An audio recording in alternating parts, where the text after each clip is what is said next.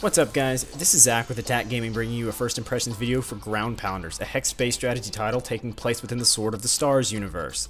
This game is developed and published by Kerberos Productions Incorporated and is currently available on Steam Early Access. Now, Sword of the Stars is a series of games which possesses a bit of a cult following. They're essentially 4X space empire simulators with extremely complex non-linear gameplay. Kerberos Productions Incorporated has developed and published their own spin-off title through a successfully funded Kickstarter campaign. In a lot of ways, Ground Pounders is every bit as complex as the main franchise in its own way. To begin, Ground Pounders is not an easy game to get into. By no means is it a title that you can pick up and reasonably expect to hit the ground running. The game requires a commitment to learning its mechanics before you'll have a whole lot of fun playing one of its two single-player game modes.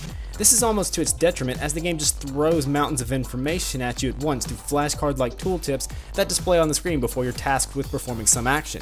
The constant barrage of tutorial windows causes what you learn to blend together, and you'll probably find yourself replaying some of the tutorials at least once because you didn't catch what it said the first time around.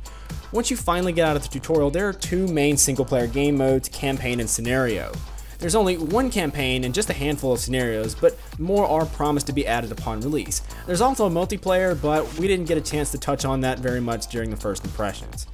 The game is turn-based, alternating between 5 phases: the draw phase, the supply phase, the recruit phase, the equip phase, and the combat phase. The draw phase lets you select between a deck of cards that provide special abilities within certain phases that can damage enemies or provide bonuses to your units. Within the supply phase, certain units can automatically gain supply points within a certain range and can apply supplies to other units. In the recruit phase, you are tasked with recruiting new troops and reinforcing existing armies.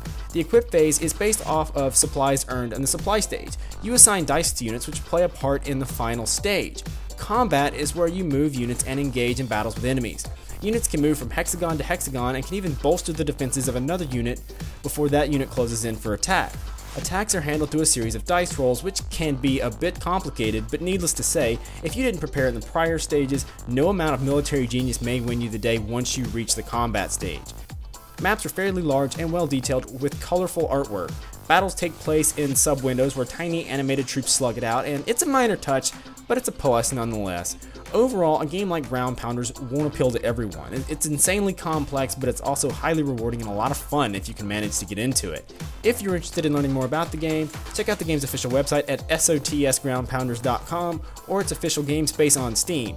If you enjoyed the video, hit the like button, comment, and subscribe for more gaming news, first impressions, giveaways, and other general randomness.